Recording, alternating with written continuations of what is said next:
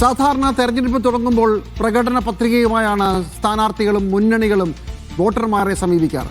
ഇത്തവണ പക്ഷേ തെരഞ്ഞെടുപ്പിന് അടുത്തെത്തിയിട്ടും പ്രധാനപ്പെട്ട രണ്ട് മുന്നണികളുടെയും തെരഞ്ഞെടുപ്പ് പത്രിക വന്നതേയില്ല.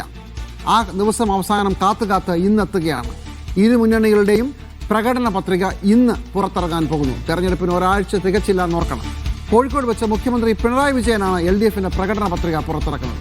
ക്ഷേമ പെൻഷൻ 3500 രൂപ, അതിവേഗ ട്രെയിൻ, KSRTC സ്ത്രീകൾക്ക് സൗജന്യ യാത്ര. അത് വേറെ എവിടെയോ കേട്ടിട്ടുണ്ട്. അത് UDFിന്റെ ആയിരുന്നു എന്ന് കേൾക്കുന്നതാണ്. സൗജന്യ യാത്ര അടക്കമുള്ള വാഗ്ദാനങ്ങൾ പ്രകടന പത്രികയിൽ ഉണ്ടാകുമെന്നാണ് നമുക്കിപ്പോൾ ലഭിക്കുന്ന സൂചന. രാവിലെ 10 മണിക്ക് എറണാകുളത്ത് വെച്ച UDFിന്റെ പ്രകടന പത്രികയും പുറത്തു വരുന്നുണ്ട്. ഇതിന്റെ കൂടുതൽ വിവരങ്ങളുമായി വിജയൻ വായന്തോട് അതുപോലെ തന്നെ സിബി ജോസഫും ചേരുകയാണ്. ആദ്യം വിജയൻ വായന്തോടിലേക്ക്. വിജയൻ, ഇത് നമുക്ക് ലഭിക്കുന്ന വിവരങ്ങളാണ്.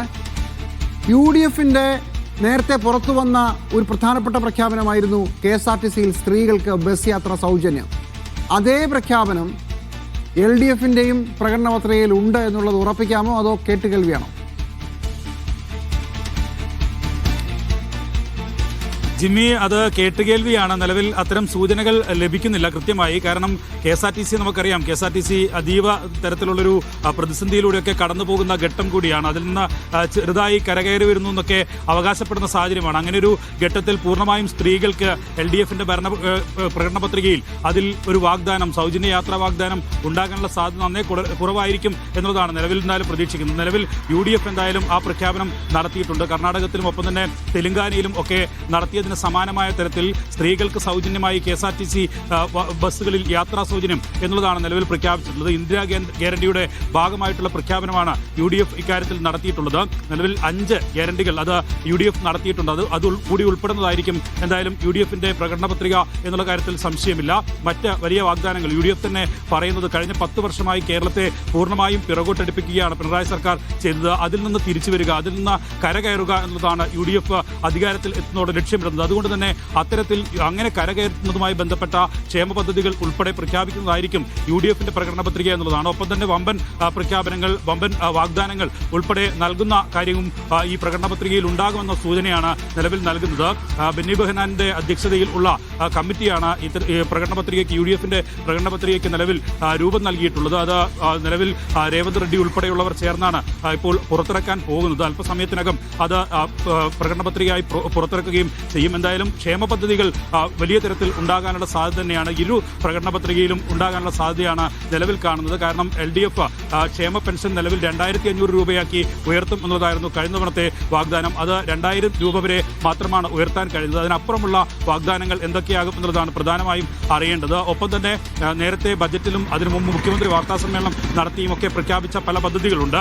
അതിന്റെ തുടർച്ച, അതിൽ ഏതെങ്കിലും തരത്തിൽ തുക വർദ്ധിപ്പിക്കുന്ന നടപടികൾ സ്വീകരിക്കുമെന്ന കാര്യത്തിൽ ഉൾപ്പെടെ LDF പ്രകടന പത്രികയിൽ ആകാംക്ഷ നിലനിൽക്കുന്നുണ്ട്. എന്തായാലും ജിമ്മി സൂചിപ്പിച്ചതുപോലെ അവസാന ഘട്ടത്തിലേക്ക് എത്തുമ്പോഴാണ് ഈ പ്രകടന പത്രിക പുറത്തിറക്കുന്നത് എന്നുള്ളതാണ് പ്രധാനപ്പെട്ട കാര്യം. കാരണം ഒരു പ്രകടന പത്രിക മുന്നോട്ട് വെക്കുകയും ആ പ്രകടന പത്രികയിൽ നൽകുന്ന വാഗ്ദാനങ്ങൾ ഉൾപ്പെടെ ചർച്ച ചെയ്ത് അതിൽ ജനങ്ങളുടെ കൂടി അഭിപ്രായം കേട്ട ശേഷം ഉള്ള തെരഞ്ഞെടുപ്പിലേക്കാണ് സാധാരണഗതിയിൽ പോകാറ്. പക്ഷേ ഇത്തവണ അത് അവസാന ഘട്ടത്തിലേക്ക് മാറ്റിവെക്കുകയാണ്. അതിന് പ്രധാന കാരണമെന്ന് പറയുന്നത് വിവാദങ്ങളിൽ നിന്ന് വികസനത്തിലേക്കുള്ള ചർച്ച മാറ്റുക എന്നുള്ളത് തന്നെയാണ് ഉദ്ദേശിക്കുന്നത് എന്നാണ് മനസ്സിലാക്കാൻ കഴിയുന്നത്. അതുകൊണ്ട് തന്നെയാണ് വിജയൻ, ഞാൻ ഇടപെടുകയാണ് ഇപ്പോൾ മുഖ്യമന്ത്രി അദ്ദേഹത്തിന്റെ വാർത്താ സമ്മേളനത്തിന്റെ ഭാഗമായി ഇപ്പോൾ എത്തുന്നു. ദൃശ്യങ്ങൾ കാണാം. പ്രകടന പത്രികയുടെ പ്രകാശനവും ഇന്ന്, അങ്ങനെ ഒരു പ്രത്യേകത കൂടി ഇന്നുണ്ട്. മുഖ്യമന്ത്രി മാധ്യമങ്ങളോട്, കേരളത്തിലെ ജനങ്ങളോട് സംവദിക്കുകയാണ്. പെട്ടെന്ന് UDFിന്റെ പ്രകടന പത്രിക വിവരങ്ങൾ കൂടി എടുത്തു വരാം. സിബി ജോസഫ് കൂടി ചേരുന്നു. സിബി, UDFിന്റെ പ്രകടന പത്രികയിൽ എന്തെങ്കിലും സർപ്രൈസുകൾ ബാക്കിയുണ്ടോ?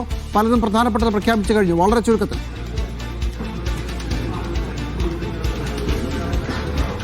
ജിമ്മി, എന്തായാലും സർപ്രൈസുകൾ ബാക്കിയുണ്ട് എന്ന് തന്നെയാണ് കോൺഗ്രസ് അവകാശപ്പെടുന്നത്. എന്തായാലും UDFിന്റെ പ്രകടന പത്രിക ഏതാനും നിമിഷങ്ങൾക്കകം തന്നെ പുറത്തിറക്കും. ആ സർപ്രൈസ് എന്താണെന്ന് നമുക്ക് ഉടൻ തന്നെ അറിയാൻ കഴിയും. നേരത്തെ 5 ഗ്യാരണ്ടികൾ രാഹുൽ ഗാന്ധി നേരത്തെ പ്രഖ്യാപിച്ചിരുന്നു.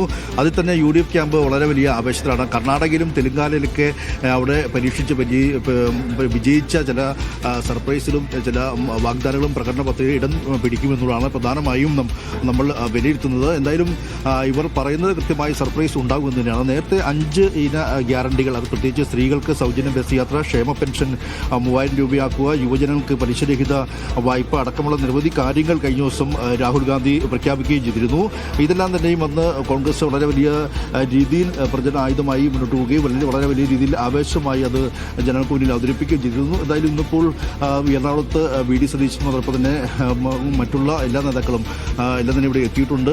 ഈ പ്രധാനപ്പെട്ട നേതാക്കളൊക്കെ ഇവിടെ എത്തിയിട്ടുണ്ട്. അല്പസമയത്തിനകം തന്നെ ഈ ഒരു പ്രകടന പത്രിക പ്രകാശനം ചെയ്യുകയും ചെയ്യും. തെലങ്കാന മുഖ്യമന്ത്രി രേവന്ത് റെഡ്ഡി ഇപ്പോൾ എത്തിക്കൊണ്ടിരിക്കുകയാണ്. അദ്ദേഹവും ഇപ്പോൾ വേദിയിലെത്തി. അല്പസമയത്തിനകം തന്നെ ഈ ഒരു UDFന്റെ പ്രകടന പത്രിക എന്താണ്, പ്രകടന പത്രികയിൽ എന്തൊക്കെ വാഗ്ദാനങ്ങൾ ജനങ്ങൾക്ക് നൽകുമെന്നടക്കമുള്ള കാര്യങ്ങൾ നമുക്ക് ഏതാനും നിമിഷങ്ങൾ കൂടി അറിയാൻ കഴിയും. എന്തായാലും 5 ഇന ഗ്യാരണ്ടികൾ നേരത്തെ തന്നെ രാഹുൽ ഗാന്ധി ഇറക്കിക്കൊണ്ട് പൂർണ്ണമായും സാമൂഹ്യ സുരക്ഷാ പദ്ധതികളും സ്ത്രീകൾക്ക് വേണ്ടിയുള്ള സ്ത്രീകളെയും കൂടാതെ ഏറ്റവും പാവപ്പെട്ട ആളുകളെല്ലാം തന്നെ ഉൾപ്പെടുത്തിക്കൊണ്ട് അവർക്കെല്ലാം തന്നെയും കൃത്യമായ മോഹന വാഗ്ദാനം നൽകുന്ന ഒരു പ്രകടന പത്രികയായിരുന്നു ഈ 5 ഇന ഗ്യാരണ്ടിയിൽ ഉൾപ്പെടുത്തിയിരുന്നത്.